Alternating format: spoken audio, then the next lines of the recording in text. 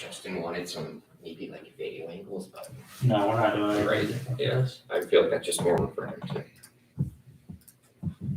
Oh yeah, we can't because it's live. Yeah.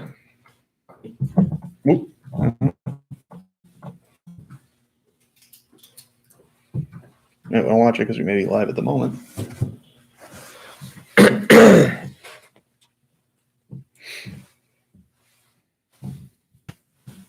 Why don't you guys get out of the camera shot for a second? Yeah.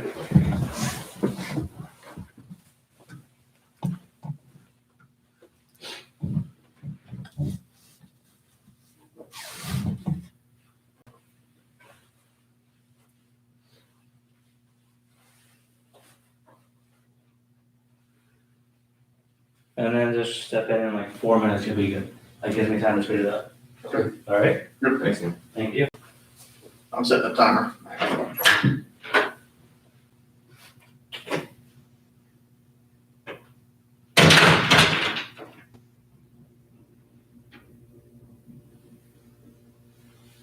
You get the shoes. You're cool.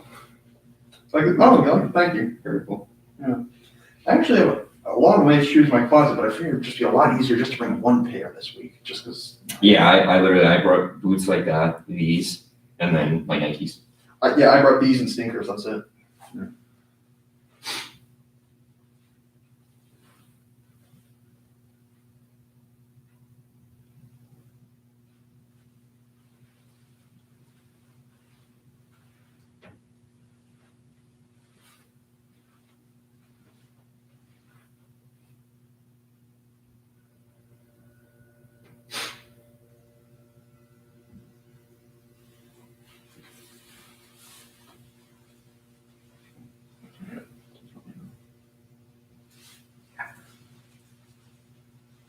Sit down. Maybe yeah.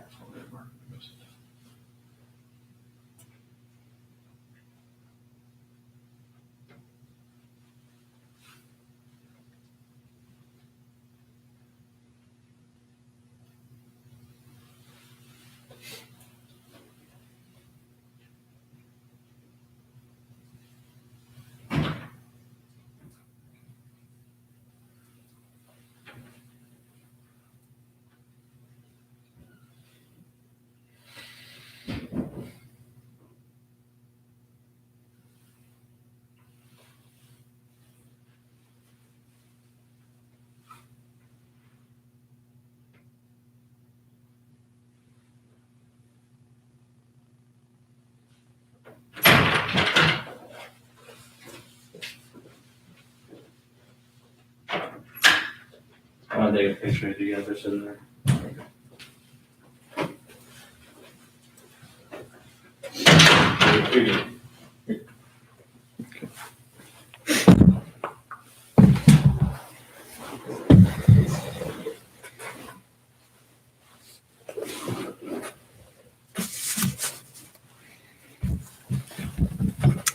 And welcome to the first pregame show for the 2020-21 EHL Frozen Finals. I'm the EHL beat writer, Kyle McKenna, alongside my partner this week, Chris Russo. Thank you for being here. Chris is another rinkside reporter in addition to Brittany Hart. He's done fantastic work with the New Jersey 87s all season, who are also here at the Frozen Finals. But Chris, before we get started, I just want to send our best wishes to Bob DeLessio. We wish he was here. Unfortunately, he cannot be here, and our thoughts and prayers are with you, Bob, and your family. And just a special thank you to the AHL staff, all the coaches, the players, the parents, the siblings, the grandparents, and so on for making this season possible. Chris, I know I couldn't be happier to be here right now.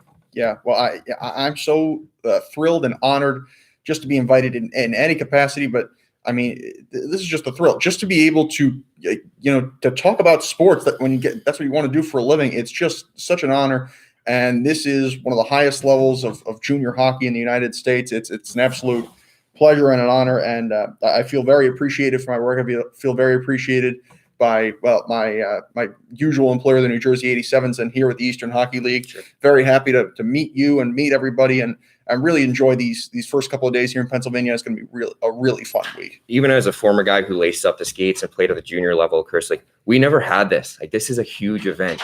The amount of work and effort that goes into this, it's a year-long process to set up for this.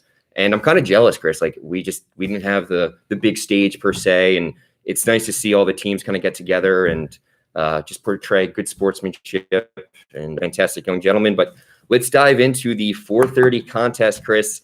It is the Boston Junior Rangers, the Central Division champions, against the Vermont Lumberjacks. So quite a tilt here. Yeah, this should be a really fun one. We keep talking about how we've talked off there about how the best two teams in this tournament arguably are Boston Junior Rangers and the New Jersey 87s. Boston is really, and you mentioned it to me before the show. It's the importance of trying to win this early game in Boston and Vermont, wanting the earlier game, perhaps better ice. Boston is a really probably maybe the deepest team in this tournament. Sure, New Jersey's right there, but I mean, it's Boston too. Nathan Miller, goalie of the year. Andy Moore just won rookie of the year, although he very well could have made a case for MVP. And Boston and Vermont, and two teams that really got here in very different ways. They haven't faced each other this year. Obviously, the only teams that have faced each other this year, Vermont and New Hampshire a lot, and Boston and New Hampshire once at the very beginning of the year. And, Boston got here. They won their division. They came very close to winning the EHL regular season title, and they swept their way here. Vermont, similar playoff. I mean, they swept their way here to the final. They won all 4 games, but a much different regular season, where they had to change states. I mean, Neil Ravin mentioned it in the during the awards show and all throughout this week. But Vermont, they've had to go through a lot, and obviously a more offensive team, probably the best offensive team throughout the early part of the EHL playoffs. Boston was probably the best defensive team throughout the EHL playoffs. Sure. So it's really a tale of two programs, and it's going to be fun to see how those styles of play mesh. It's funny too. We mentioned it, like Boston and Vermont, the Lumberjacks have the early game, and you got to figure there's going to be a lot of people at the ice line, a fantastic facility. You've got the glass overhead. Everyone's watching. You've kind of been waiting for this moment, Chris. And, I'm just kind of curious as to see who's going to be the player that shines and kicks things off early for both squads. An old coach once told me when the lights are on, the stars come out. So, Boston has Andy Moore. The Lumberjacks have a guy like Aiden LaValle and Egan Schmidt. But perhaps it's some of those depth players that you mentioned, whether it's the Lumberjacks or for Boston that, really shine, as I said, on the big stage. And then you have to wonder who handles this pressure right, who handles it the best. There's a lot of preparation that goes into this. The kids are staying in hotels. Whose mother packed their kid a peanut butter and jelly sandwich that they forgot on the bus? Who's hydrating? Who's taking care of their bodies and eating well? Did you get enough sleep? So all those things, little things that all coaches mentioned when I interviewed them, where the little things are so key in a tournament like this, is who's going to handle that pressure the best, and does a guy grip his stick a little tighter when everyone's watching? A guy who was so comfortable and casual throughout the season and was a 30-goal scorer. So I kind of wonder about the depth, as you mentioned. And I agree. I think Boston entails the best depth overall in the tournament. And as I like to say, you might agree with me, you have to have that I formation. What is the I formation? Stud center, stud defenseman, stud goaltender. You see it at the NHL level, you see it at the junior level. I think they have the best goaltender in the league, obviously, and Nathan Miller. And I talked about this with a few different people with the 87s, with the EHL. I think it might have been Neil Ravin who actually brought this up. And the question is, Nathan Miller, I think he's the best goaltender in the league, and I could argue stat-wise, considering he is that outstanding as a goaltender, that he could actually be the best player on this team.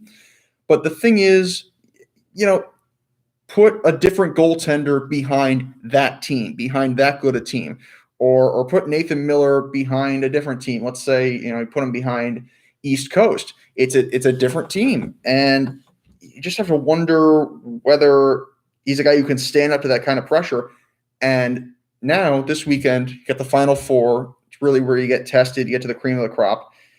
And, in terms of depth, I would say maybe if there's one guy who really gets a start, it might be Johnny Malandrucolo. He's my X factor for Boston. Yeah. Malandrucolo, I know like we said, the Andy Moores of the world who won Rookie of the Year. Congratulations. And, Miller between the pipes, goaltender of the year, has the best save percentage out of all 4 goalies in the tournament.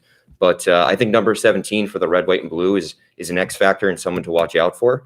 As far as the Lumberjacks go, like how do they take this on? They're the Cinderella story. It's just how it is. It's reality. They earn their way here, just like all the other 4 teams. I know head coach Jim Masso, wanted to remind his guys, like, hey, if we're going to win this game, this first contest, let's get the nerves out and let's do the things that got us here. Let's not just like pack up everything and go. And I know both coaches are going to make adjustments. I know, Rich DiCaprio also expressed like, hey, let's keep things simple, but he'll tweak some things on the power play too. And I know Masso, he wants to be physical. And I think the Lumberjacks want to take the Rangers off their game. Let's lure them and maybe have them take penalties. And I know that's one thing Rich DiCaprio pointed out is we need to stay out of the box and dictate the forecheck early on. And if you're the Rangers, you want a 2-0 lead, I think, in the first period. If you're the Lumberjacks, set the pace, feeling out. The first 5 minutes are all about emotion. But I think for the Lumberjacks, it's being physical.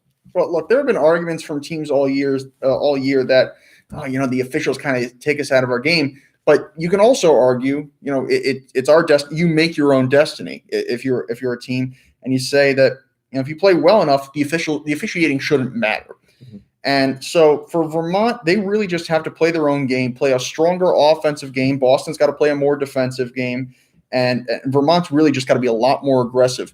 Yeah, even Jim Masso said, I think in the interview with Neil and Jeff during the awards show, he said, "Look, we are so happy to be here. We are incredibly happy to be here, and we hope these guys enjoy themselves. But we're not just here to have a good time. We're here to try to win because we think we have a genuine opportunity to win this whole thing." And of course they do. All 4 teams could very well end up winning on Sunday.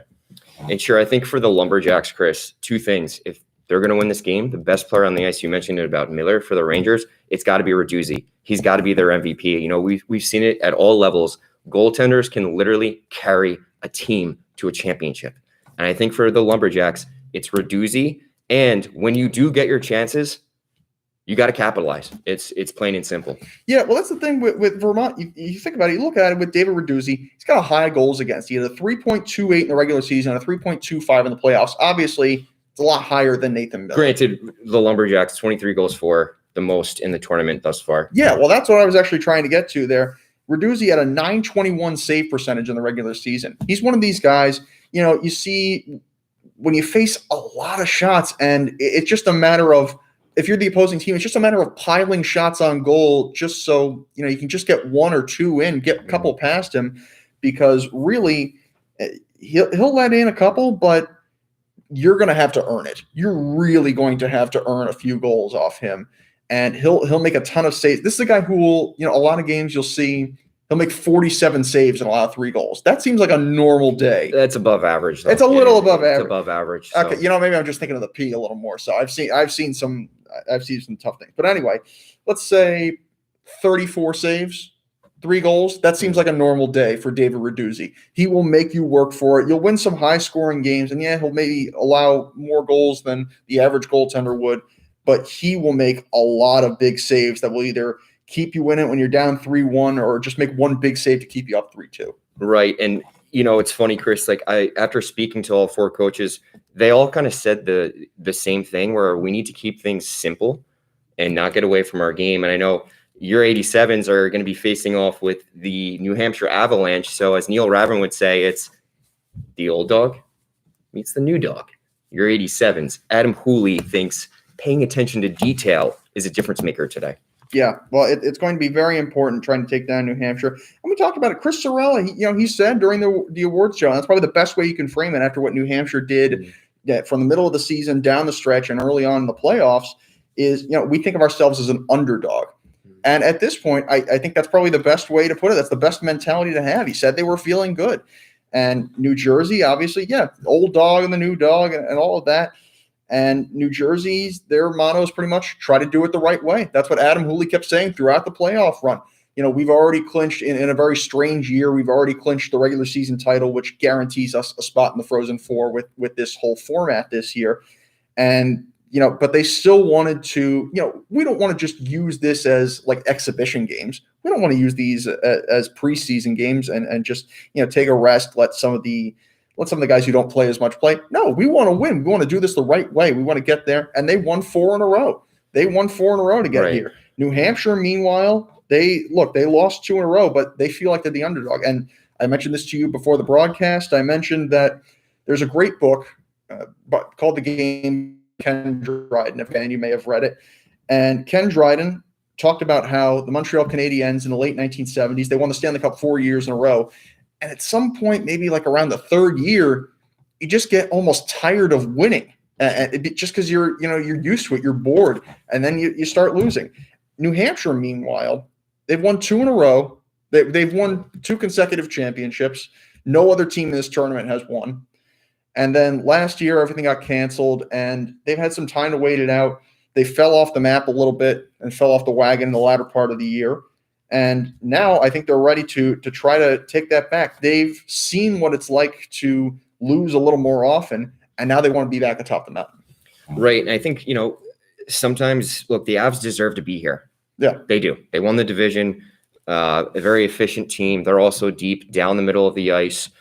Captain Chris Aarons is the lone skater here, I believe, who's won an EHL championship. So experience does matter, especially behind the bench with Sorella. And I know for the Avs, perhaps this was a blessing in disguise for them. Perhaps we do see a three-peat, having a couple weeks off and having that mentality of the underdog, nothing to lose. And I know I was talking about before, maybe guys grip their sticks a little tight. Who handles the pressure well on the big stage? Perhaps the Avs are the most laid-back team here. Yeah, that's absolutely true. And you know what? I think you might have said it best. New Hampshire, really, yeah, you're right. They don't have as much to lose because not as many people are counting on them. Everybody thinks, a lot of people think New Jersey and Boston. New Hampshire and Vermont probably, and particularly because New Hampshire got knocked out and got swept in the first round, they're the underdog. They don't have as much pressure riding on them. I think it's important too for both teams, especially in this matchup. I know we talked about the physicality between the Lumberjacks and the Rangers, but for the 87s and the Avs, it's get hit or be hit. Who's going to set the tone early on? And the 87s are run and gun. It's go, go, go, go, go, go. The Avs are more defensive style. So perhaps this matchup in the first game benefits the Avalanche because they can kind of set that tone and slow the 87s down. And then the 87s did such a good job at this all year. They put other teams on their heels. Yeah. They're like, nope, this is our rink. This is our contest. You're going to play our hockey. I think the Avs will give them a good challenge today in that sense because of the defensive style. And I know head coach Chris Sorella said one of the key factors was maintaining puck possession. So if you have the puck more times than not, you're almost playing keep away from the 87s. And if the 87s can't have that fast tempo, I think we'll see potentially a 1-goal game and maybe overtime. But again, Hooley and Sorella, I think both have the same mentality where let's keep things simple. Yeah. And, you have to play your own game. We mentioned that with Boston and Vermont. Vermont had to play a more offensive game. Boston has to play a more defensive game. And that's kind of what you're seeing with New Hampshire as Boston, New Jersey as Vermont. And the other thing with New Hampshire, now it's a good plan in theory, but obviously the execution is going to have to be better because, in the first 2 games in the playoffs, didn't have a good go of it. And something I actually noticed out of all of this, New Hampshire outscored their opponents 4-1 in the second period in the playoffs, 2-2 in the third, 1-0 loss in overtime. And yet, in biggest difference, in the first period, they were outscored 4-0 in those 2 games. So really, it's about controlling the first period. They have to try not to play from behind, and that is probably the most important thing. New Jersey saw that in the South a lot with Team Maryland in particular, a team that really likes to play from in front, has a more defensive style, more physical style, play good, neutral zone trap type. And that's really what New Hampshire needs to do. Get the first goal. That's going to be incredibly important today. I think it's going to be interesting to see for the 87s too, because they have so many weapons. Like we all know, you go to the stats in the EHL and it's like 87's guy, a few guys, 87's guy in like leading the points and scoring. So a guy like Kei Usita, Nick Swain, if those guys can't find time and space, who else steps in? And I think I said it earlier on in the podcast before the playoffs started was a key component for New Jersey, in my opinion, Chris, is getting offensive production from defensemen. And I think we saw that throughout the 4 games they played with George Weiner scoring 2 goals in the first game. Dylan Gutierrez is, he's 5 points in 4 games. Cal Kuel, someone to keep an eye on. I think him and Matt Belinsky, in my mind, for New Jersey are the X factors. As far as the Avs, you got to rely on the experience. And George McMichael has to arguably be the first star. Yeah, well, there is. I mean, 87s like Boston, maybe not. I don't know if they're as deep, but they are definitely the deepest team in the South, and probably except maybe New Hampshire, maybe the second deepest team here. At George Weiner, that game actually first time in his EHL career he had 2 goals in a single game, 2 power play goals in that game. By the way, Kei Yasuda. It's funny, we talk about it. Kei Yasuda, leading scorer in the league. He didn't even win MVP. His teammate Dante Taramani won MVP, and he was still the leading scorer in the league. The top New Jersey might actually not only have the top offensive line in the league, they might have the top 2 offensive lines in the league. When you look with Belinsky and Taramani and Swain, and it just goes on and on and on. And I think Adam Hooley might have, and Matt Keenan kind of said this, that those lines, the top 2 lines are almost interchangeable. Kei Yasuda kind of played on the first and second line this year. They changed at times. And it was really interesting. And these guys have gone through droughts too. They've shown they're human, which honestly might show that they're actually, which actually might prove something, might prove that they actually are that good, that they've actually rebounded. Nick Swain and Kei Yasuda have gone through droughts at times this year. But you mentioned with the defenseman, yeah, it's very important. Jacob Crespo scored perhaps the most important goal of the year so far from the 87s. From the blue line with under a minute and a half to play in game 1 against the Little Flyers, they scored 3 goals in the last 10 minutes. After coming back from down 2-0, that was probably their biggest game of the year. Cal Kuel is a great skater. Dylan Gutierrez is a great skater. They do a great job of holding the blue line. Matt Herrick actually has a quick trigger on the power play. George Weiner. It's really a very deep team, particularly on the offensive side. It should be interesting, too. We haven't mentioned him. John Kopak, he started all 4 games. That's something to keep an eye on. And that's a 7:30 p.m. puck trap. For now, we'll see how the first game goes. And let's kind of foreshadow for tomorrow. I know it was an interesting point. So it is a round robin. So 4 teams, every team plays one another. Then we reseed each other for Saturday. And then we have the championship game on Sunday. But for tomorrow, so the 87s and Boston Junior Rangers are the top 2 seeds. They play each other tomorrow. Now, I know we're so focused on today and we're almost thinking ahead to Sunday or Saturday, but is it I think it's must win today for Rangers 87s because the top 2 seeds play tomorrow, and that's it. That could be your season. Well, I think you could definitely argue that, especially because if you get to Thursday and you think, oh, you still got a game on Thursday, it's going to be great. Yeah, but that could also be, if you don't win today and or tomorrow, then that game could mean nothing. And and very smart setup too by Neil Ravin to have the top 2 seeds play tomorrow because it's that much more meaningful. Yeah, and you put it smack dab in the middle of the week. You put it right in the middle of everything. Make it the most exciting. Now, it would have been, frankly, it could have also been pretty cool to see New Jersey and Boston in the final day. But the fact is to have the top 2 teams in the middle just to see where they really stand is even better. And they get the earlier game tomorrow, so they're going to get the better ice. I think it's going to be really interesting. I mentioned to you as we were talking a little bit before this that it's going to be interesting to see how New Jersey really handles it because the 87s have the later. Now, to be fair, it's a 4:30 game tomorrow, so it's not that much of a it's not that short a turnaround. But the 87s have the later game tonight, and they have the earlier game tomorrow. So we'll see how they handle a slightly shorter layoff. But yeah, New Jersey and Boston tomorrow, I think, should be the best game of the round robin. And just going to your point, New Jersey having a later game, the Lumberjacks and the Rangers, in my opinion, as I would say, is they're kind of sitting pretty with the early game. They get some things out of the way, and then by the time they're done, hey, it's dinner time. They'll have plenty of time to rest, think things over, regroup, talk amongst themselves, feel confident, or some teams have to adjust. 87 is the later game. You get out of there at 10 o'clock. You're going to have a good pregame meal, I guess, because at 10 o'clock, are you going to want to eat? You need to get sleep. Well, I was going to mention, they also have, remember that, we had the EHL staff breakfast is earlier. We have the earlier breakfast in the 87s and Boston going first. So New Jersey not only has the earlier game, they have to wake up earlier. So it's a different animal, and the lights are on, as I like to say, and the stars shine when the lights are on. This has been the first pregame show for the 2020-21 EHL Frozen Finals. I'm Kyle McKenna. This is Chris Russo. Be sure to follow us on Twitter at EHL_hockey. as we'll also have a post-game show, Chris. And throughout the day, for the next 5 days, we'll have nonstop content and updates for you guys to follow. Be sure to tune in live at Hockey TV. First puck drop, 4:30, Lumberjacks, Junior Rangers. Thanks for tuning in, everyone.